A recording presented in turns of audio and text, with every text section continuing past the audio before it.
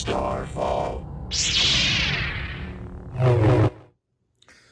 Hey guys, Nick here with Starfall Sabers, and I wanted to show off this recently finished commission. This is a saber staff. Originally, my client came up for his spot that he reserved a year ago, and it was going to be just a single saber, but he had asked if we could kind of change the design a little bit and do a staff with dual crystal chamber.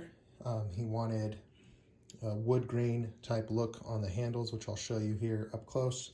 Some Damascus style etched shrouds.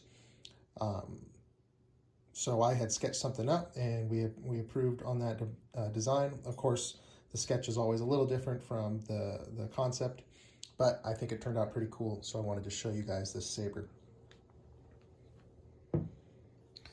So first off, I designed this, the shape of the shroud, and then Chris Skinner did a really nice Damascus feather style etch. This is, I sent my client different examples of what we could do, and he picked this feather etch, which looks really cool.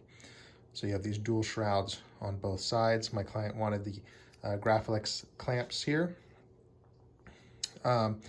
He also wanted a wood grain grip, and rather than do a veneer, I asked him if he was cool with me trying something new, something that I've wanted to do for a while, which is I acid etched just some wood grains in here.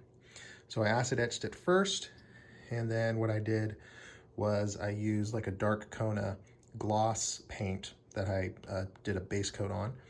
I baked that in the oven. I've got a little oven for baking enamel, which makes it really durable. I mean, if you really wanted to take something metal to it and try to scratch it, you can, but just with regular handling, it's not going to scratch.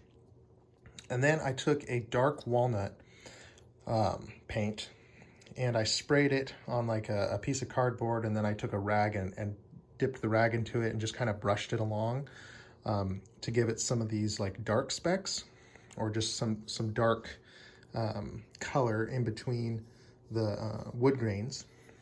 And then I did a matte clear coat on it and baked that. It looked good, but it looked a little flat.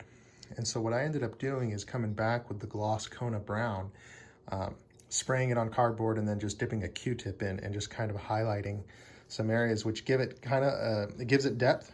It kind of looks like some exotic wood bark. I know some like Manzanita wood has dark or matte and gloss finishes on the bark itself. So I think it turned out really cool.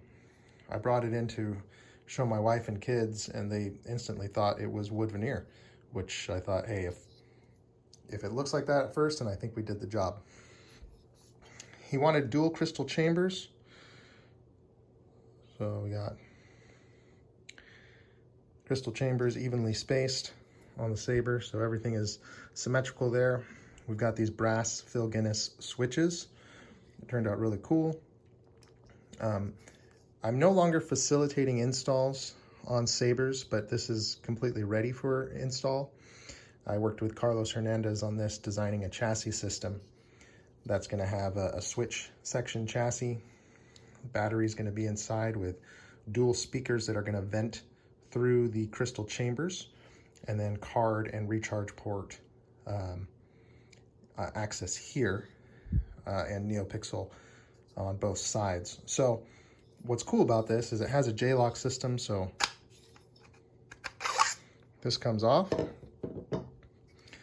and you're going to have card and recharge port access here, with a NeoPixel inset here, and then this crystal chamber module drops out, so you can get access to install the chassis, which will be secured by this set screw. This chamber also drops out. Everything drops out this way because it gets a little tight fit on that emitter. These two shrouds plates come off, and there is, right underneath the overhang, there is an 832 set screw that holds this crystal chamber module in place. There is a spacer underneath these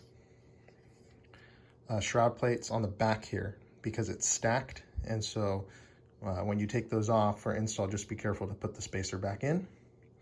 Underneath this shroud plate right here is a NeoPixel 832 right underneath this guy for the NeoPixel connector on this side. And then you have 1032 set screws on each side. Right now, these switches are just press fit in. You can put a nut on them, or you can put a little vinyl tape around the threads and just press fit them. I found that's pretty nice, easy to do. They won't come out easily unless you get in there and pop them out from behind. And it allows for easy repair if need be. This also, the J-lock can be secured. It's nice because it's nice and secure. It's secure enough like this for display if you want to show your friends how, you know, it comes off and all that. But then when you're ready to duel with the Saber, just take this 1032 set screw, tighten it up, and it's not going anywhere. So really happy with the way this commission came out. Hope my client's happy. Thanks for looking, guys. I am working like crazy to finish the May 4th orders. Feel free to message me on Etsy if you're concerned. Just know that pretty much 6, sometimes 7 days a week working on finishing Etsy orders and also commissions that when their spot has come up. So thanks for the support, guys, and we'll see you soon.